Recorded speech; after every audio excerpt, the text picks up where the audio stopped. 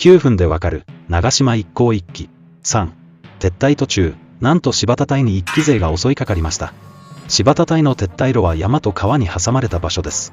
そこで攻撃を受けたのですから、苦戦を強いられることになります。